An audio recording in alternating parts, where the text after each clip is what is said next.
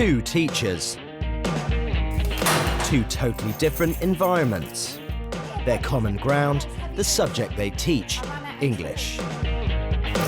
Can a mainstream teacher learn a thing or two from their unconventional counterpart? And could a spell behind bars help them in the classroom?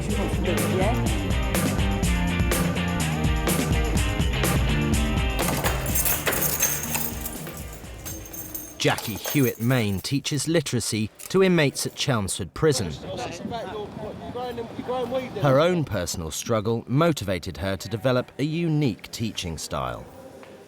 Having dyslexia has really changed my teaching, and it's made me be so flexible with different ideas, like thinking of toothpaste and thinking of soap. You know, it's really crazy, but it is actually, it's working. You can see it's working. Right, give us your vowels in that. Jackie. Right, okay, and then give me your vowel. What's your vowel? Give me your letters of your vowel. A. Right. I. E. If I'd have met someone like Jackie years ago, I don't think I'll be here in prison today. I'd have been able to concentrate and get somewhere in life rather than because I can't get a job and that's turned into crime, I think. Okay, right. See what you can do on the soap then. See if you can remember what you've done it. Since Jackie's been working with the prisoners, those concerned have certainly changed quite a lot. So big capital R? You can see a huge difference in how they actually complete their sentence. They're much calmer, their frustration levels are much less, which results in them being happier prisoners and less problematic on the wing. Jackie, you're mad, definitely. I think I'm wacky. I think, yes, I'm off the wall. But I think it's because, I really believe, I think it's because of the way that school was what happened for me. You know, I left school feeling I was a failure. You know, at 15, no qualifications, no nothing. Bill, you know how to behave. Laura Jewis teaches English at Sittingbourne Community College. She's concerned about the literacy levels of some of her Year 9 boys. Just last week, I actually was talking to this group of students that I was really worried about the fact that they're going into Year 10, they don't have the literacy levels to cope, and I'm worried about their futures. And I did actually end up crying because I was so desperate. I cannot get them to see how important it is. Other day she was crying because she wanted us to read and want us to Do well. Yeah, do well. Okay, this work is another Year 9 student. It's very, very difficult to read. It said the room was only dimly lit by a street light outside. The man tiptoed silently over to the desk. Scissors, straight scissors, you're going to cut something. I have struggled with finding ways to tap into these students. I've tried every way I know, and we're still not making the progress that I feel we should. Next year they're in Year 10. They're doing GCSEs next year. They do not have the levels of literacy to cope. Will Laura's first visit to a prison equip her with the tools she needs to help her boys? Hello, Laura. It's lovely to meet you at last. I've heard so much about you. She'll spend the day observing Jackie in action. Jackie believes that when it comes to learning literacy, for some students, building self-esteem is just as important as reading or writing. Because we're trying to get rid of the baggage that we've carried when we first come in here, yeah? Because I think that's what we've got to get rid of, isn't it? I think when we first come in here, we feel like failures, don't we? Because that's why we've ended up here. So we've got to look at it, is that okay, if we can see how you learn and how different you are, and everybody's different, then that's going to help you move forward. So it was things like that, things we're saying, things we're going to try to embed in them, that they are clever in a completely different way. If you feel better about yourselves because of what Jackie's told you about the way you learn and you're not stupid, do you think it will change things for you when you sort of get out of prison? In prison, yeah, definitely. And people say that I stay in your heads when you think about it, when all of a sudden something happens, you go, oh, Jackie wouldn't allow it. Somebody says to me once, they called themselves stupid, and I also went, no, Jackie said we could never call ourselves stupid. No. In the last few years at primary school, it was like there was me and two others who was like separate at the back of the class on the table, and she would explain all of the work to everyone else, then just come to us and give us, like, I don't know, like a crossword or puzzle to do or something I've heard like that. I've heard that. Yeah. Set fire to my school and everything. And that was just out of complete and utter frustration, publicly. Hopefully, what I can learn from Jackie is to try and change it for these boys before they get any further down the line as failures. Education has the power to bring about the biggest social change. Oh, very much so. Jackie prefers to teach one-on-one, and today she's taking Ryan back to basics with the alphabet. I went round looking for a green mat because I thought green, I love the green. Then I kept thinking, well, OK, there's no good sellotape because it's not going to show. So there was me sitting B&Q on Sunday thinking about you. So what I was trying to do was do the alphabet for you. Oh, I know all my letters. You know your letters, yeah, I know you know your letters. After that, I know it's just from K to K, L, M, N, O, P, right, OK. Q, R. So can someone sing the alphabet? I don't want to do it. A, B, C, D, E, F, G, H, I, J, K, L, M, N, O, P. That's why he's missed that piece, because that piece speeds up completely. So what I want you to do is a bit of the problem you're having, all right? So as you're doing it, all right, so you're going to start from M-N-O-P? Yeah. What we're trying to do is get them to use their whole body, yeah? Kinesthetic muscle. So we're going to do the M, and then we're going to do the sound of the M. And they're going to sound it. Okay. So you can hear the M. We're trying to get the three or four different things going to learn the one thing of M. Do you think if someone had allowed you to do it at school, it would have made a big difference? Yeah, because I wouldn't have got bored as easy. So there's no sign of behaviour, frustration, anger, I'm fed up. I mean, I know he wants to play football, but he's totally engaged in what he's doing. This is yeah. What was our words that we were doing last week? Let's see if you can remember. Right and right. That's it. Right, OK. And R-I-T-E, yeah?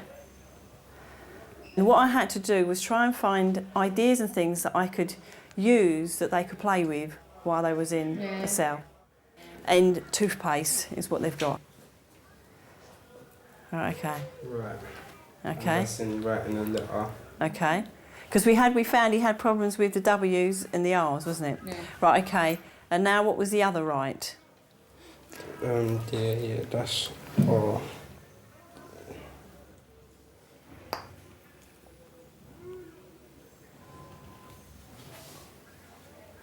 Right, R-I-G. Right, OK. So we've both, can you see in the end, right, what you did there, you got the letters in the wrong place, OK? Oh, yeah. Got him?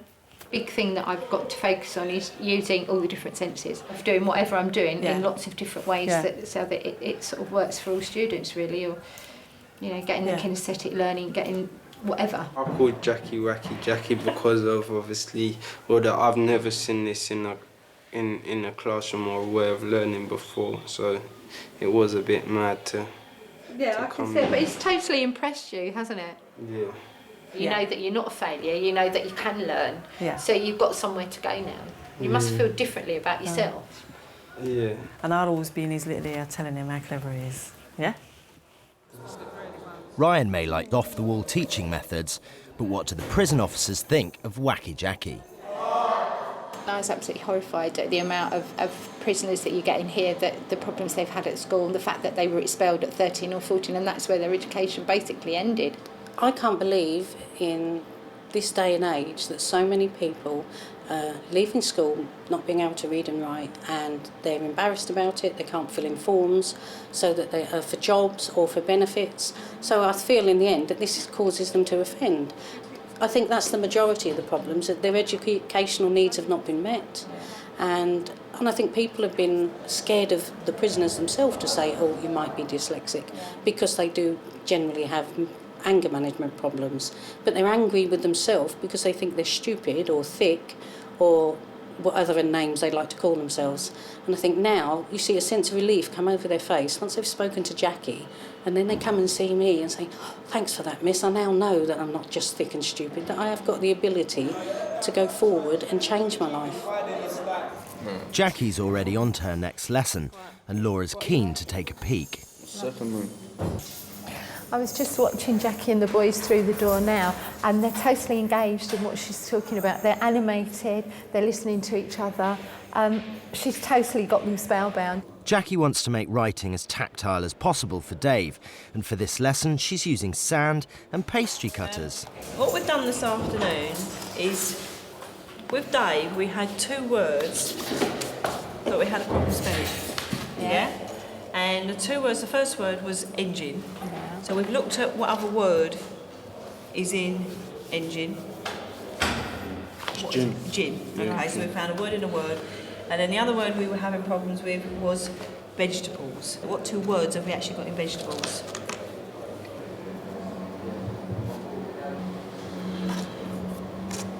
Get the table. That's it, tables. Well done. Do you enjoy doing it like this? Well, you look like you're enjoying it.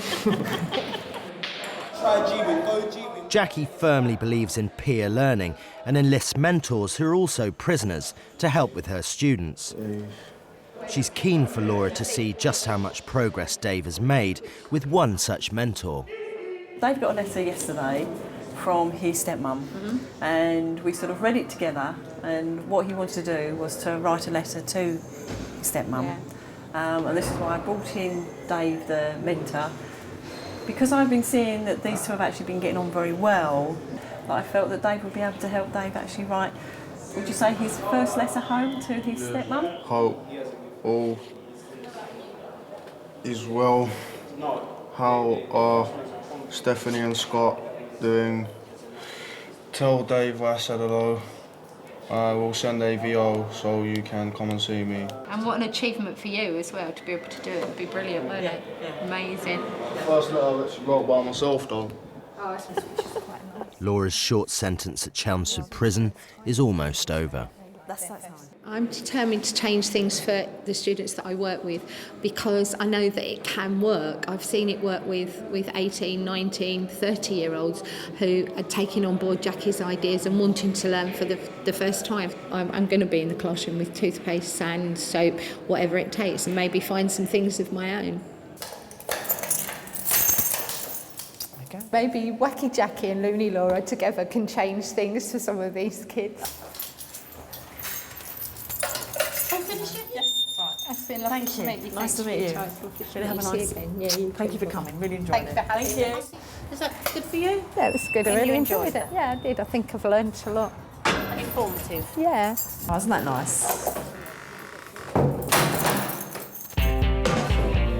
It's been a month since Laura visited Chelmsford Prison, and there's lots of activity in her Year 9 class. Since I went to the prison, my teaching style has changed. In teaching, we tend to, if you've got a class of boys with behaviour problems, you tend to play very safe and not take risks because of the fact that they may well do things with the materials that you don't particularly want them to do. And going to the prison gave me renewed enthusiasm. I think that's what rubbed off on me more than perhaps Jackie's methods, more her enthusiasm and the fact that she's willing to take a chance, and seeing you know, the young guys that I spoke to, the fact that education had failed them so badly made me think that it was worth taking risks.